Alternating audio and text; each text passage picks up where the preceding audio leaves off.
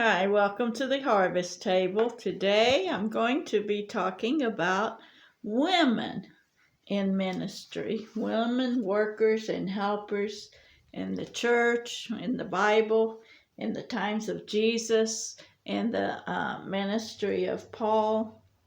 Various times in the Bible, women have played a very important role. And also in the Old Testament, women played a very important role. So we'll mention some of those today, not all by any means, but just a few. And I want to share a few things that I have thought about when I think about women role models in the Bible. And one of those women is Mary, the mother of Jesus, of course.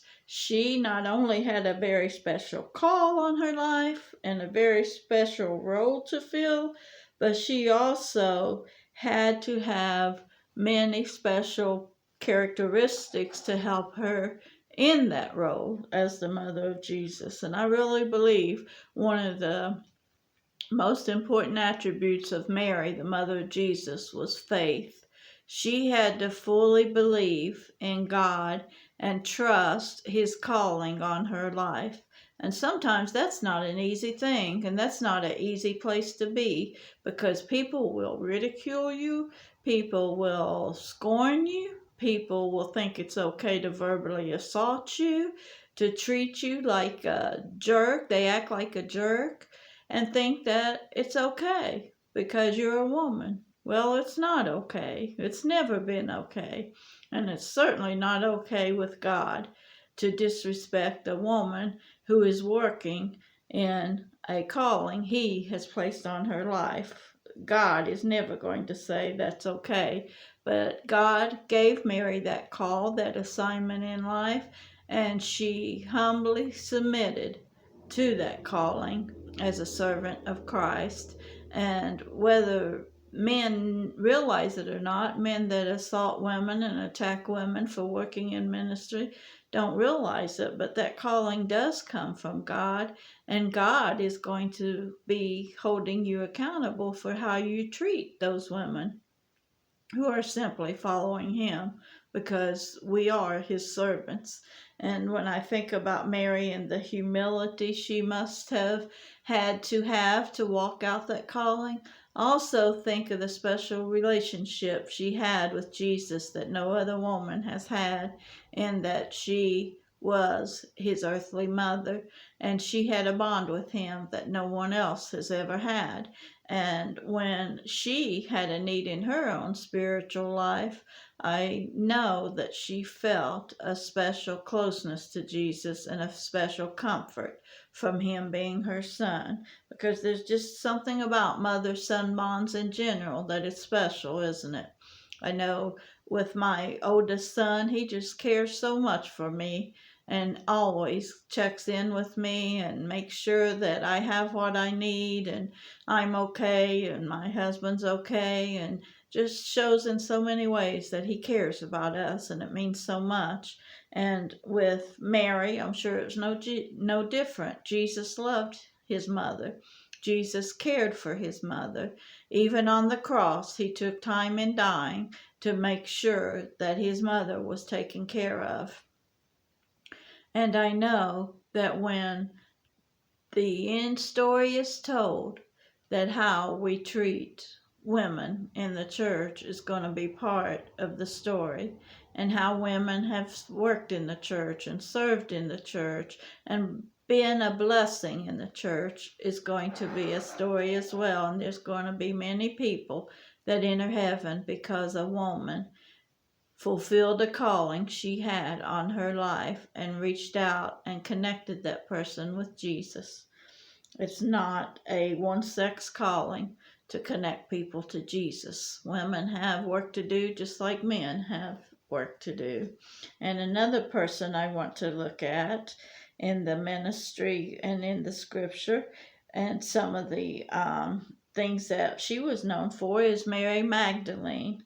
Now, she was the person that was the first witness of Jesus' resurrection, and she spread the word to the 12 apostles.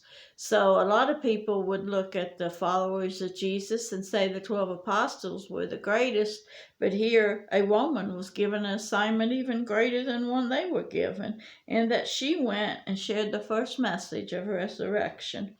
And it says in Mark 16:9-10 that Mary went and told them that had been with him as they mourned and wept. She taught of the resurrected Christ. And then we have Joanna and Mary, the mother of James. They were close to Jesus as well and proclaimed his resurrection. And you can find that story in Luke 24:9-11. All those women were there to assist Christ and to share in his resurrection story.